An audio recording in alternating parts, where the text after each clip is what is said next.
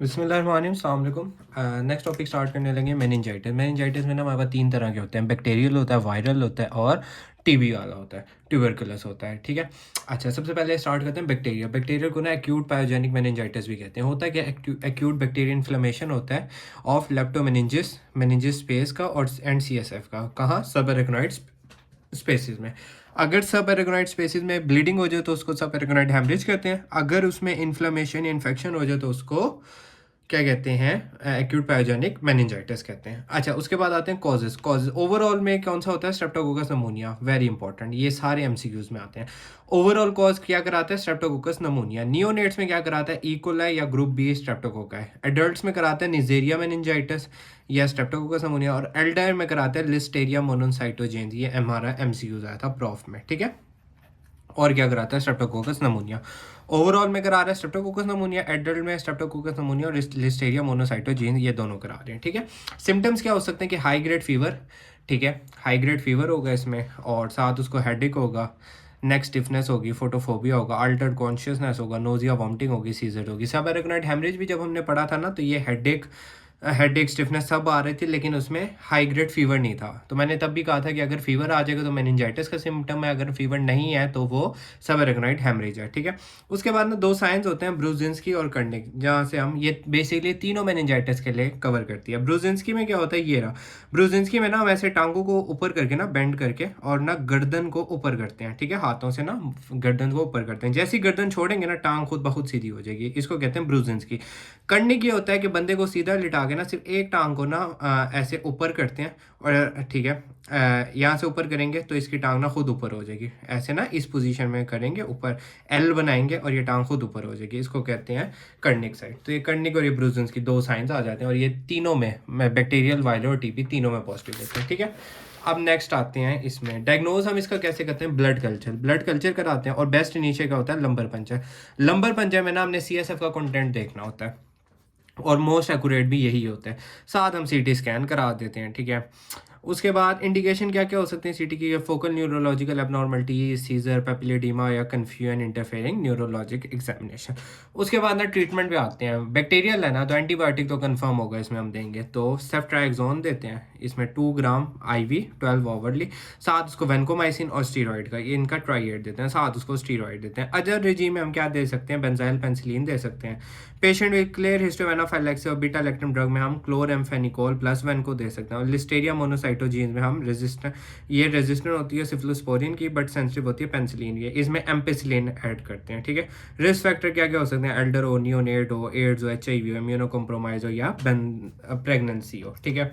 उसके बाद आती है कॉम्प्लिकेशन क्या क्या हो सकती है? डिफनेस हो सकती है, सेरेब्रल एडीमा हो सकता है, कम्युनिकेटिंग नॉन कम्युनिकेटिव हाइड्रोसिफिलिस हो सकता है, वेंट्रिकुलाइटिस हो सकता है, हाइपोट्रीमिया हो सकता है, या सब ड्यूरल एम्पाइमा हो सकता है। इसको रीड आउट करने की कोई ज़रूरत नहीं है। अब चलते हैं ट्यूबरकुलस मेनिंजाइटिस। इसमें ना एक तो लो ग्रेड फीवर, नाइट स्वेट, और ये टीबी वाले सिम्टम्स होंगे, साथ उसको मेनिंजाइटिस का कोई ना कोई होगा। और ये कॉज क्या कराता है? Mycobacterial tuberculosis, MTB। ठीक है, वही जो टीबी कराता था, MTB कॉज कराता है। रिजल्ट होता है complication of primary tuberculosis. Primary tuberculosis की कॉम्प्लिकेशन की वजह से ट्यूबरकुलोस मेनिंजाइटिस होता है। और मोस्ट कॉमन साइट क्या होती है?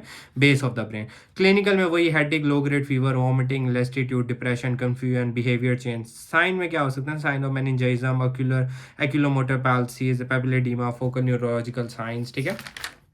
उसके बाद आते हैं ये टेबल, जो कि मोस्ट इंपॉर्टेंट, और इसमें से बेतहाशा एमसीक्यूज आते हैं। ठीक है।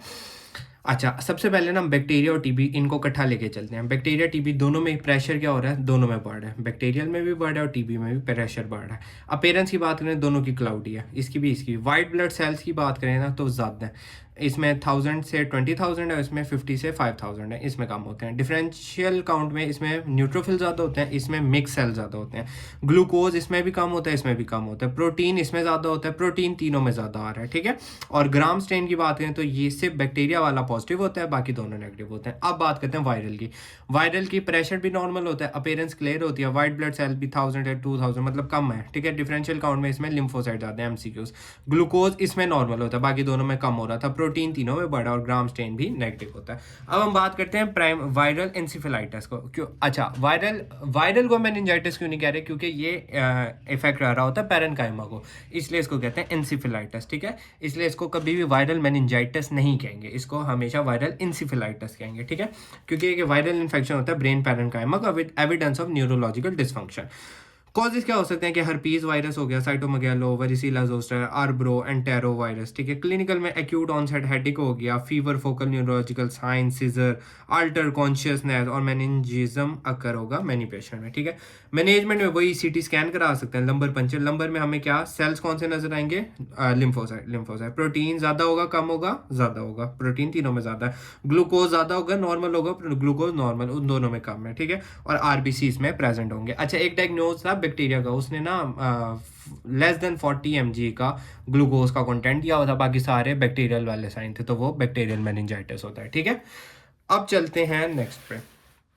Present of RBC in CSF without history of trauma, ये क्या होता है? Human herpes simplex virus encephalitis का। और PCR of CSF is most accurate sign होता है इसका, साथ उसकी एमआरआई ईईजी कराते हैं। ट्रीटमेंट में हम उसको एंटी कन्वल्सेंट थेरापी, डेक्सामेथासोन, और इसमें हर्पीस सिम्प्लेक्स वेरिसिला जोस्टर में हम एसाइक्लोविर देते हैं, और साइटोमेगालो में जेनसाइक्लोविर देते हैं, और सपोर्टिव केयर करा सकते हैं। ये एक जनरल सा इसका ट्रीटमेंट आ गया।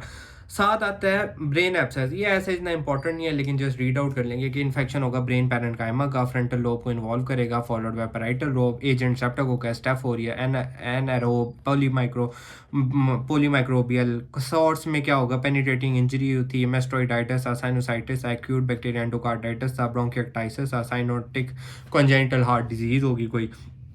क्लिनिकल में हेडेक होकर वो डल और कांस्टेंट होगा, ठीक है। और फोकल न्यूरोलॉजिकल डेफिसिट होगा, sign of raised intracranial pressure, cranial of 3 और 6 पाल्सी। सीटी में रिंग इनहांसिंग लेयन, ये इंपॉर्टेंट बात है, रिंग इनहांसिंग लेयन, और डिस्चार्ज होगा ईयर से। मैनेज डायग्नोज में हम सीटी, लंबर पंचर ये करा सकते हैं, ठीक है। और ट्रीटमेंट में हम सिंपल था एंटीबायोटिक। एंटी में कौन सी? Broad spectrum IV antibiotic, ceftriaxone, metronidazole, vancomycin. Other में anticonvulsant, dexamethasone, IV mannitol और सर्जिकल ड्रेनेज।